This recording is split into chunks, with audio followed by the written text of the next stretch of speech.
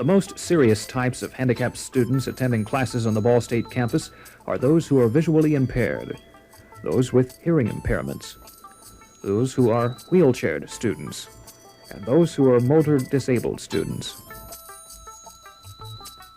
Anyone can become handicapped.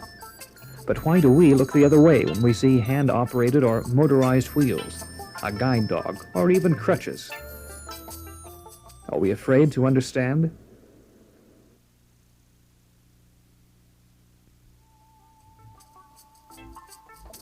The physically handicapped, mainly wheelchaired students, have been very dependent upon others to help them from class to class, where barriers exist. This adds a considerable amount of time for their campus traveling, and when time is essential, these barriers slow students down.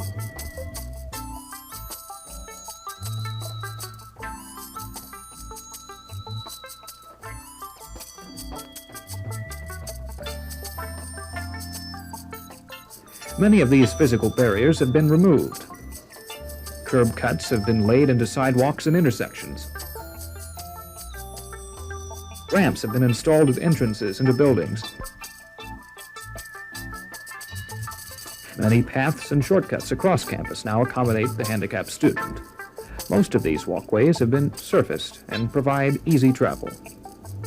Parking facilities have been made more accessible for disabled students. These parking places are located on campus, near classrooms and other school facilities.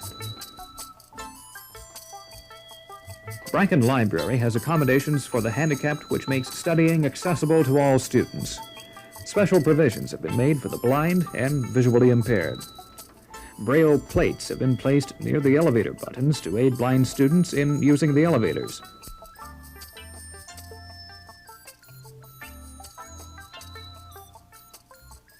On the fourth floor of the library, 2 rooms have been reserved for the blind and visually disabled. These students are able to review tapes or study with a sighted person. Several pieces of equipment are provided for the students. The Visual Tech is a magnifying machine. It can enlarge type and change type to read backwards, upside down, and reverse. Also available is the Brailler. It is a typewriter that aids in the transcribing of lecture tapes into Braille for the blind. Mathematical calculations can be done by the students on the talking calculator. As the numbers are pressed, a voice indicates what appears on the screen. And when the final answer is calculated, it is read back to the student. A cassette recorder with various speeds plays quarter-track cassettes so the student can replay his tape lectures. Telephone number and office number are here on the board, so you'll know where and when to get in touch with me. I did prepare a syllabus for this course, but the copy machine is broken down, and as a result, it'll be a week before I'll be able to get this information to you. On the board are the first 2 weeks of the reading assignments and lecture topics. Yes? Could I meet with you after class and tape the information that's on the board? This class will deal with visual images. I'd like to have you each make some slide tape presentations, some films, and some black and white prints. I'll be showing films for the next 2 meetings. Terry, you don't have to come until Thursday. I'll make some special arrangements for you in respect to these films. I expect all of you to be able to show me your progress from week to week. I don't want you to think that you don't have anything to do besides handing something in at the end of the term. Except for Terry, we'll make something special out for you.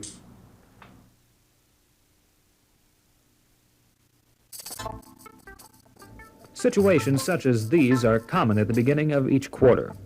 The concept of integrating handicapped students into classes at Ball State University is relatively new. The best way to resolve any problems that either the handicapped student or the instructor might have is to discuss together at the beginning of the quarter how the student is going to meet the requirements of the class. Together, they must determine any special provisions that are necessary to that particular student. By promoting communication at the beginning of the quarter, reservations and possible tension towards one another are lessened, creating a better atmosphere for the instructor and student. The disabled student must be treated as any other student in the classroom. Final learning goals in any class should not be changed for the disabled student. Objectives to reach the final goal can be changed for individual needs, but the student should be allowed to have an equal opportunity to perform and learn in the classroom.